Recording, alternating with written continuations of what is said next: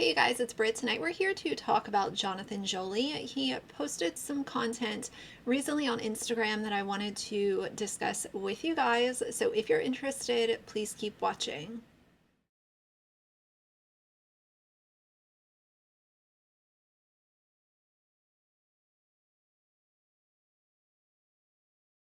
All right, you guys. So I was talking to a couple of my followers over on Instagram over the last few days about Jonathan and some of the content that he's been posting lately, and I figured it's a good time to make an update. I have covered Jonathan and Anna both previously in many other videos, but some of the reels that he has been posting are um, they fall into a little bit of a different category. It's not just showing your kids on Instagram and that's like the conversation piece. This is really kind of dark. He's posting this dark content that's featuring especially his oldest child. And I will show you guys a couple of these, and some I might just need to explain because it's hard to get the full context while I'm also trying to blur the kids' faces out. But let's just start with the most recent. This shows his oldest daughter in the bathroom, and he walks in, and this is a trend. So I understand that there are trends on social media. I am not a dinosaur. I don't completely like miss the point of everything.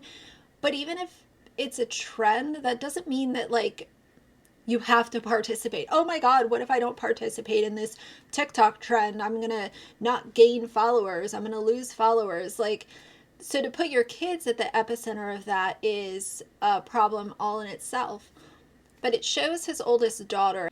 She has water in her mouth and she goes and acts like she's breaking her neck, and it makes this cracking sound, and then the water comes out of her mouth. This is so disturbing. Not only is it triggering, there was no trigger warning put on this video before this content was shown, but it also shows, his daughter is wearing this little tank top. She's just in a place where if you're going to put your kids on social media and they're at a certain age, they need to be properly dressed before they're participating in content. That is how I feel. The proof speaks for itself. There are very dangerous people on social media who seek out this age range of children, and like when the kids are not properly covered or not wearing proper undergarments. And they do really bad stuff with this content. I don't need to spell it out for you guys because you understand where I'm coming from. But on top of that, then this whole idea of, she's like breaking her neck and this liquid is coming out of her mouth. I don't know. This seems like something that a very specific person would find enjoyment out of this content, and Jonathan is giving it to them front and center for free. He's been sharing a lot of content because they are currently on vacation, and obviously telling everybody exactly where they're on vacation and showing the rental that they have is a security risk, but that's not what I'm here to talk about. He posts this reel and it says, having fun at the pool with 3 of my kids, and they're kind of splashing around. Then he goes to trot into the room and put text on the screen and says, going to ask my teenager daughter to join us. And it opens the door and says, but she would rather sit in a dark room on her phone for the holiday. Number one, she's not a teenager. This girl is 10 years old. It is his oldest child, but she's 10 years old. So let's not try to advance her age just so that you can do quirky TikToks and Instagram reels for your followers. She's 10 years old. She has 3 years to go before she is considered a teenager. A lot of people are calling him out in the comments section for this, but to me, it seems like he's trying to make characters out of his kids. And the role that his oldest child is going to play is the antisocial, not wanting to participate. She's different. She's, not like the other kids. That's her character in the show that he's making. And then we have E. And E is going through transition. That is that child's character. So we have the oldest child who is different and wants to be on her phone and isn't wanting to participate.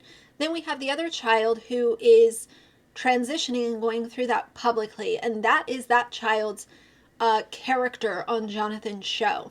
And then the other two kids are, you know, quote, the normal ones. He really focuses a lot on E and then this the oldest child that they have. The other thing that I think is interesting about this reel that he posted, he's showing the child in the room on the phone scrolling what is presumed to be social media. Why on earth does your 10-year-old have their own cell phone? Riddle me that. Now, I guess now is a good time to also talk about, I fully understand that we are living in a world where kids getting cell phones, it seems like the age gets lower and lower. I've talked before about the Bark app. There are other apps that you can install on your kid's phone. I would hope that if a child is going to be getting a cell phone, that there is an app where the parent can see exactly what the children are doing on their phones, because they are targets. They are prime targets to have inappropriate encounters, especially if you're well known on social media. Now, this could happen to any kid because we've heard of it happening to kids that are not on social media. It just so happens to, you know, be that way.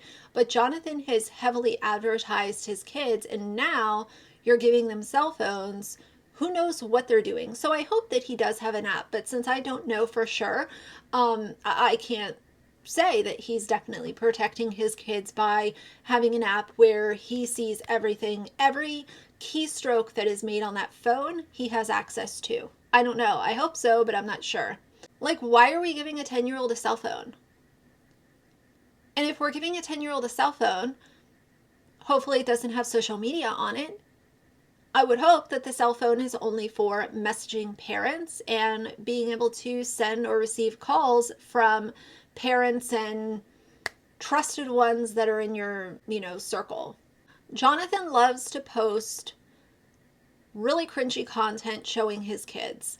There's another reel that he posted, Life with 3 Daughters and a Wife, and basically they go through and take the money and then show back up with a bunch of bags as if to say all they do is shop and spend money. What a way to, I mean, you made all your money by exploiting your kids. That is their way of making money. They have done it from the minute that their oldest was born. Their kids have been content. Their kids bought the house that they're sitting in, and Jonathan's Ferrari.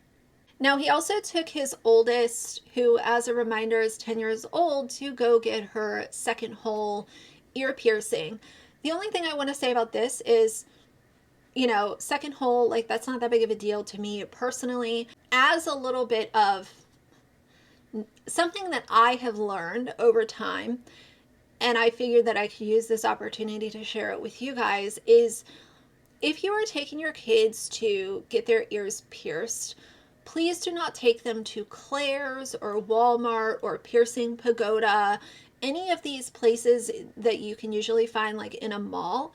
Please go to a proper piercing parlor, whether it's a tattoo and piercing place or just a piercing place.